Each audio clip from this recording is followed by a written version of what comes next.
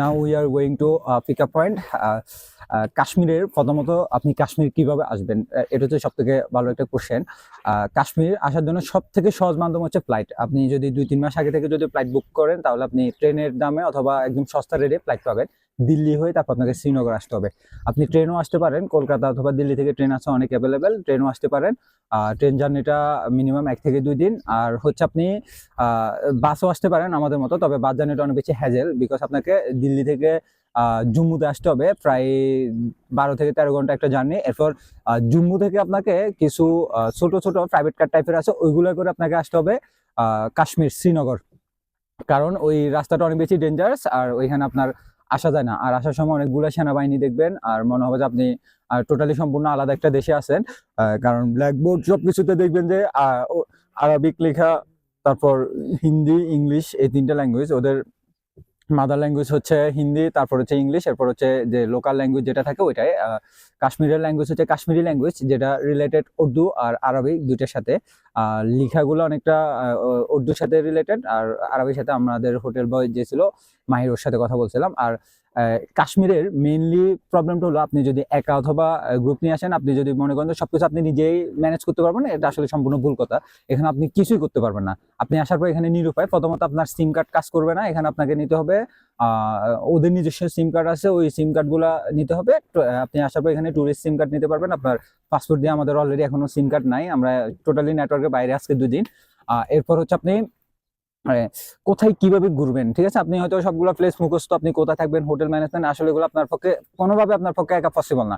এটা আপনি এখানে এদের নিজস্ব কিছু ট্যুর প্ল্যানিং আছে, ওদেরকে আপনি নিতে হবে, ওদের সহযোগিতা নিতে হবে। তো আমরা কি করব, আমি আর অন্তু দুজন যেহেতু, তো আমরা কথাবার্তা বলে একটা প্যাকেজ রেডি করছি আমাদের 2 দিনের জন্য, যেহেতু আমাদের কাছে সময় বেশি নাই, যেহেতু আমাদের জার্নিতে সব সময় খেয়ে ফেলছে। আর হচ্ছে যে আমাদেরকে ভালো একটা হোটেলও দিল, এখানে খাবার বিলগুলো আমাদেরকে পে করতে হবে।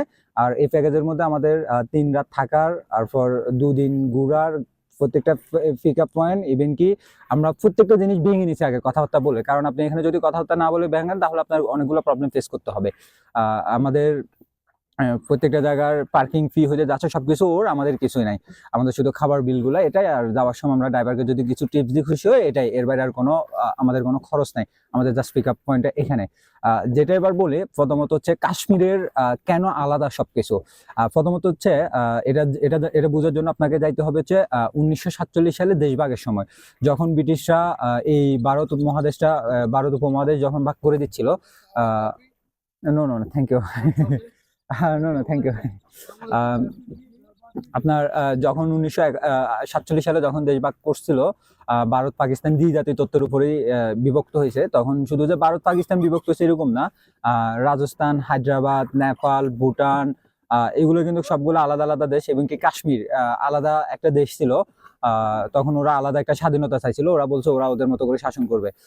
কিন্তু আনফরচুনেটলি হয়েছে কি, দ্বিজাতি তত্ত্বের উপর যেহেতু এটা বিভক্ত হয়েছে, এই আপনার হায়দ্রাবাদ এবং রাজস্থানের মেজরিটি পার্সেন্ট ছিল হিন্দু, আর ওখানকার শাসক ছিল মুসলিম। যার জন্য ওইখানকার যে হিন্দু বণিকরা ছিল, অ্যাজ তখন হিন্দুদের কিন্তু একটা জয় জয়কার অবস্থা ছিল, কারণ বড় বড় যত ব্যবসা বাণিজ্য প্রতিষ্ঠান সবকিছু কিন্তু হিন্দুরাই তখন রাজত্ব করছিল। তো হিন্দু বণিকরা চাচ্ছিল না ওরা আলাদা একটা দেশে বা আলাদা এরকম মুসলিম শাসকদের মধ্যে থাকতে, ওরা চাচ্ছে যে ইন্ডিয়ার সাথে থাকতে, ভারতের সাথে থাকতে, কারণ ভারতের সাথে থাকলে অনেকগুলো ফেসিলিটিস পাবে। আর সেকেন্ড থিং হচ্ছে ওদের যাই হোক যে কোনো কারণে ওরা ভারতের সাথে থাকবে, যার কারণে আপনার হায়দ্রাবাদ এবং রাজস্থান ভারতের সাথে সংযুক্ত হয়ে গেছে ওদের জনগণের কারণে। আর কাশ্মীরের পয়েন্ট হচ্ছে কাশ্মীরের মেজরিটি পার্সেন্ট হচ্ছে মুসলিম, বাট এখানকার যে শাসক ছিল ওটা ছিল হিন্দু শাসক ছিল, কারণ এখানে হিন্দুদের অনেকগুলা মন্দির পাবেন, অনেক উপাসনা পাবেন, ধর্মালয়।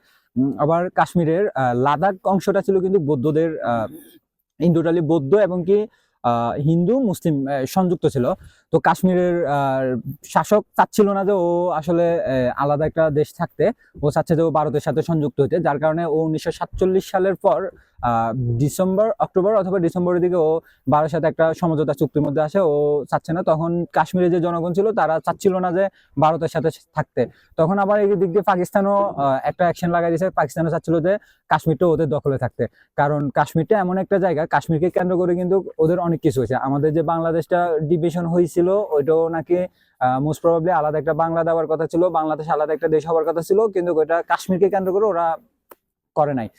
আপনার কাশ্মীরকে নিয়ে এই শুরু হয়েছে ভারত পাকিস্তানের মধ্যে। ভারত পাকিস্তানের মধ্যে যে যুদ্ধটা হয় মূলত ওদের মধ্যে যে গ্যাঞ্জামটা, এটা হচ্ছে মূলত কাশ্মীরকে নিয়ন্ত্রণে চায়, পাকিস্তানও চায় যে কাশ্মীরকে নিয়ন্ত্রণ করতে চায়, কারণ কাশ্মীর মেজরিটি পার্সেন্ট হচ্ছে মুসলিম। আর ভারতও চায় যে কাশ্মীরকে নিয়ন্ত্রণ করতে, কারণ কাশ্মীরের যে সৌন্দর্য সবকিছু। আবার এই দিক দিয়ে চায়নাও চায় যে কাশ্মীরকে নিয়ন্ত্রণ করতে। চায়না পরবর্তীতে এটা সিস্টেমিক্যালি ওরা অ্যাভয়েড করছে, যার কারণে 1948 সালে আবার ভারত পাকিস্তানের মধ্যে যুদ্ধ, 1965 সালে আবার ভারত পাকিস্তানের মধ্যে যুদ্ধ, মূলত হচ্ছে কাশ্মীরকে নিয়ে। ও দিস বিউটিফুল, এই যে ফুল অনেক সুন্দর চমৎকার। আমরা আমাদের টপিকে আসি। তো ওদের মধ্যে শুরু হয়েছে যুদ্ধ। তো কাশ্মীরকে তখন ভারতের ভারত আর পাকিস্তান সবাই চাচ্ছিল যে পাকিস্তান থেকে সেনাবাহিনী, ভারত থেকে সেনাবাহিনী, তখন শুরু হয়েছে তুমুল যুদ্ধ ওদের মধ্যে। কাশ্মীরের মাঝখান দিয়ে একটা নদী প্রবাহিত হয়েছে। নদী প্রবাহিত হওয়ার কারণে কাশ্মীরটা দুইটা অংশে বিভক্ত হয়ে গেছে। একটা হচ্ছে জম্মু কাশ্মীর, একটা হচ্ছে আজাদি কাশ্মীর। আজাদ কাশ্মীরটা যেহেতু নদীর ওই পারে পাকিস্তানের সাথে রিলেটেড, ওটা পাকিস্তান নিয়ন্ত্রণ করে। আর জম্মু কাশ্মীরটা হচ্ছে ভারতের সাথে সংযুক্ত, যার জন্য এটা ভারত নিয়ন্ত্রণ করে। আর কাশ্মীরের আরেকটা অংশ হচ্ছে লাদাখ। আমরা যেটা লাদাখ বা লে লাদাখ, আমাদের আসলে লাদাখ যাওয়ার কথা ছিল, আমাদের সিলেবাসের বাইরে চলে আসছে কাশ্মীর।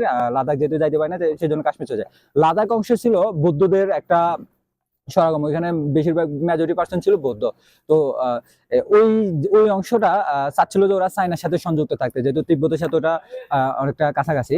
তো কাশ্মীরের মোট যে আয়তনের 43% এখন ভারত নিয়ন্ত্রণ করতেছে, 37% পাকিস্তান নিয়ন্ত্রণ করতেছে, আর 15% লাদাখের যে অংশটা ওটা নিয়ন্ত্রণ করতেছে চায়না।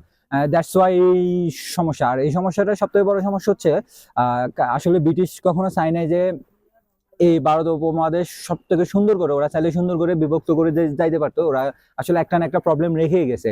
আর যেহেতু দ্বিজাতি তত্ত্বের উপর তখন এই প্রবলেমটা হয়েছিল, দেশ বিভক্ত হয়েছিল, যার জন্য কাশ্মীরও আলাদা একটা স্বাধীন রাষ্ট্র হয়েও আপনার এটা স্বাধীন হইতে পারে নাই। এই কাশ্মীরকে নিয়ে লেগে আছে। কাশ্মীরকে নিয়ে এরপর 1987 সালের দিকে কাশ্মীর একটা স্বাধীনতাকামী একটা সংগঠন খুবই মাথা ছাড়া দিয়ে উঠছে। ওরা চাচ্ছে যে ওরা পুরো কাশ্মীরটাকে নিয়ন্ত্রণ করতে, ওরা পাকিস্তানের সাথে থাকবে না, ওরা এই ভারতের সাথে থাকবে না, ওরা নিজের একটা স্বাধীন দেশ করতে। তখন ভারতের যে সেনাবাহিনী আছে ওরা অনেক বেশি অ্যাগ্রেসিভ হয়। এরপর ওদের সাথে একটা সমঝোতা আসার পর এটা কাশ্মীরকে ওদের নিজস্ব একটা ইয়াতে চালাবে, তবে ভারত এটা নিয়ন্ত্রণ করবে। কাশ্মীরের প্রশাসনিক সবকিছু কিন্তু কাশ্মীরের নিজস্ব একটা ক্ষমতায় চলে, আর ভারত এটা নিয়ন্ত্রণ করে, ভারতের সেনাবাহিনী এটা নিয়ন্ত্রণ করে। আর কাশ্মীর আসলে অনেক সুন্দর, প্রাকৃতিক কারণে, সৌন্দর্যের কারণে কাশ্মীর সবাই চায় যে কাশ্মীর নিজেদের নিয়ন্ত্রণে রাখতে। এতটা সুন্দর, এটা দুনিয়াবি একটা জান্নাত বলা হয় আর কি। যদি না আসেন তাহলে আপনি দেখবেন না। আর আমরা আছি এখন ডাল লেকের পাশে বসে বসে আপনাদের সাথে কাশ্মীরের শেয়ার করলাম স্টোরিটা। আর এখানকার মানুষ আসলে খুবই চমৎকার, সবাই খুবই ফ্রেন্ডলি কথাবার্তা বলে। আর খুবই চমৎকার। যারা কাশ্মীর আসবেন তারা অবশ্যই দেখবেন, নিজের চোখে আসলে না দেখা পর্যন্ত কোনো কিছু করা যায় না। এখানে অনেকগুলা হাউস বোটের মতো মনে হচ্ছে আমরা পুরো একটা আলাদা একটা এর মধ্যে আছে। যে অনেকগুলো ফ্লো নদীর মতো। এই যে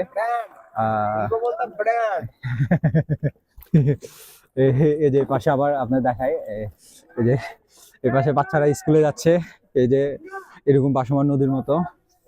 খুবই চমৎকার। যে এদের একটা কাশ্মীর একটা পতাকা বলা হয় এটাকে।